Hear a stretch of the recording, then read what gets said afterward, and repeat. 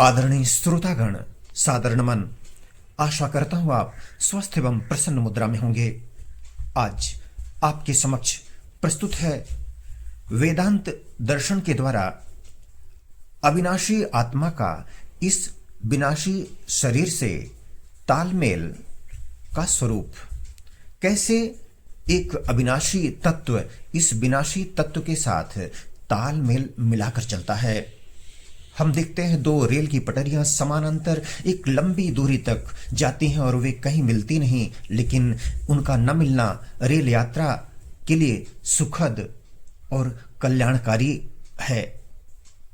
लेकिन एक अविनाशी तत्व इस विनाशी तत्व के साथ बचपन से किस तरह से तालमेल बनाता हुआ आगे चल रहा है, जीवन यात्रा को सुगम बना रहा है, यह एक विचारणीय विषय है। वेदांत दर्शन ने इस गुत्थी को सुलझाने के लिए, इस रहस्य को बताने के लिए दो उदाहरणों का सहारा लिया है। पहला उदाहरण है दो व्यक्ति जिनमें से एक अंधा है और दूसरा लंगड़ा। ये दोनों दिव्यांग जंगल की यात्रा पर रहते हैं। चलते चलते अचानक जंगल में भीषण आग लगी होती है। इस भीषण आग से निकलने के लिए दोनों चिंतातुर हो जाते हैं।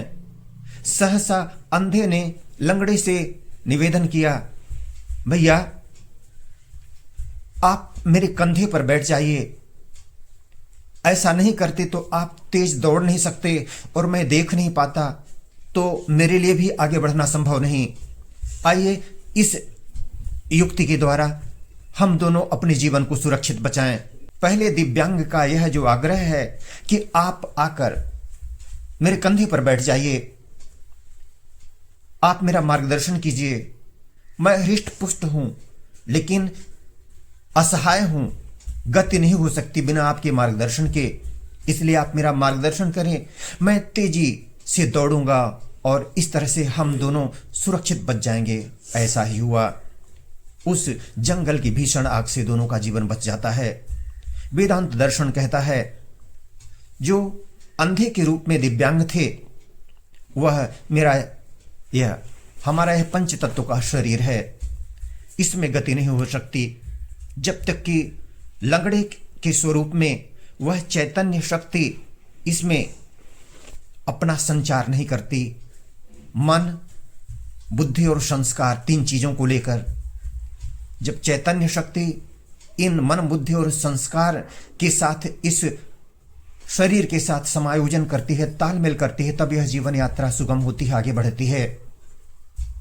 दूसरा उदाहरण दिया गया है जिस तरह से गौ माता अपने बछड़े को देखकर वात्सल्य भाव से भर जाती हैं और दुग्ध दान करने के लिए आतुर हो उठती हैं।